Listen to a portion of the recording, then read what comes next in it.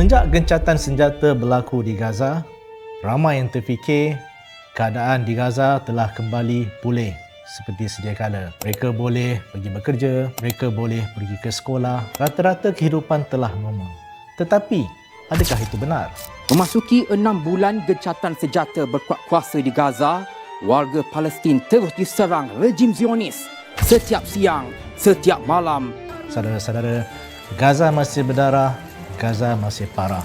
Walaupun gencatan senjata telah berlaku, sebenarnya hanya 30% sahaja trak bantuan yang dapat masuk. Jadi pada hari ini, insya-Allah kita akan berkongsi apa yang MyCare dan sebenarnya tuan-tuan telah laksanakan bersama MyCare sepanjang tahun 2026.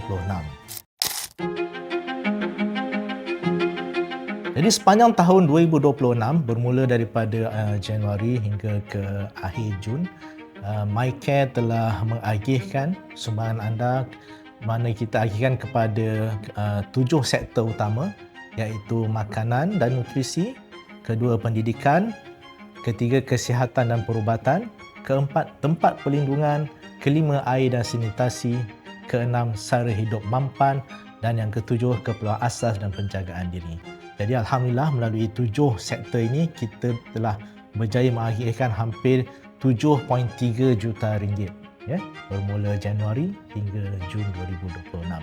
Seterusnya untuk Ogos hingga akhir tahun ini, sasaran MyCare adalah kita akan meneruskan 7 sektor tadi dan ditambah dengan satu, iaitu kita akan tambah satu lagi ialah keperluan asas dan penjagaan diri. Bila sebut keperluan asas ni contohnya adalah pakaian, ya, kasut, keperluan asas wanita, ya, kemudian baju sejuk, ya, dan juga macam kayu api, bahan bakar semasa musim sejuk. Baik tuan-tuan, perempuan, Gaza masih berdarah, Gaza masih parah. Mereka masih memerlukan kita. Perjalanan masih panjang, ini hanya permulaan dan kita boleh memilih sama ada ingin duduk di tepi melihat atau ingin terjun bersama-sama ke medan membantu dari sudut kemanusiaan. Jangan lupakan mereka, bersama MyCare kita bina semula Gaza, insya-Allah.